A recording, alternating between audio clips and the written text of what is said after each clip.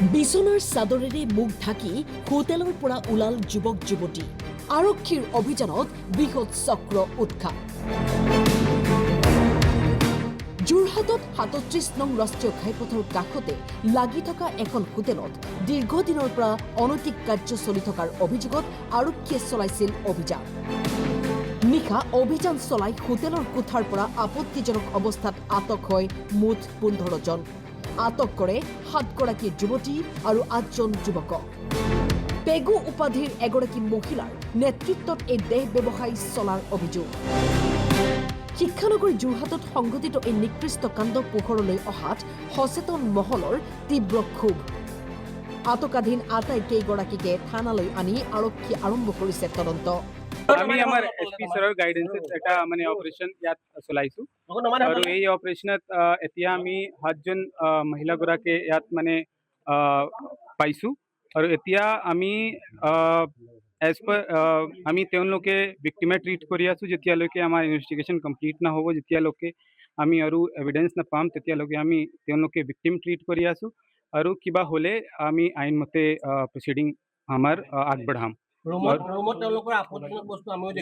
এইটো কিবা হ'ব পাৰে আমি এতিয়া আমাৰ চিজাৰ চলি আছে যি বস্তু আমি চিজাৰত পাম আমি অনাৰেবল কোৰ্টক প্ৰডিউচ কৰিম অনাৰেবল কোৰ্টে ডিচাইড কৰিব কি মানে ট্ৰু কি ফলছ এইটো আমি এতিয়া ক'ব নোৱাৰে আমি সেইটোৱে কৈ আছো আমি তেওঁলোকে এজ এ ভিক্টিম ট্ৰিট কৰি আছো যেতিয়া আমি তথ্য পাম এভিডেন্স আৰু পাম সেই মতে আমি আমাৰ ইনভেষ্টিগেশ্যন আগবঢ়াম ৭জন জেন্টছ এতিয়াতো আমি ছাছপেক্টেড 8জন আছে কিন্তু মানে হ'ব পাৰে তেওঁলোকে ছাছপেক্ট মানে নহ'ব পাৰে আমি আমাৰ ইনভেষ্টিগেশ্যন ৰিভিল কৰিব কোনে কি কৰি আছে এইটো আমি ইনফৰমেশ্যন পালো আমি ৰিজনেবল আমাক ছাছপিচিশ্যন আছিলে তেতিয়া আমি ইয়াৰ পৰা সেইটোৱে সেইকাৰণে আমি ৰেড মাৰিছো কিন্তু আপুনি মানে সোনকালে গম নাপাব কি সত্য কি মিছা আমি ইনভেষ্টিগেশ্যনত গম পাম কি সত্য কি মিছা এতিয়া আমি আমাৰ ডাউট আছিলে ৰিজনেবল ডাউট আছিলে আমি ইনফৰমেশ্যন পালো আমি ল মতে ইয়াত প্ৰচিড কৰিলো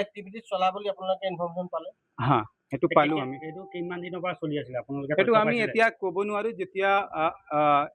ইনভেষ্টিগেশ্যন আগবাঢ়িব তেতিয়া আমি আপোনালোকে এতিয়া তেওঁলোকে আমি ইয়াৰ পৰা লৈ গৈছো যোৰহাটৰ পৰা জিন্তু দেউধাই ফুকনৰ ৰিপৰ্ট টাইম 8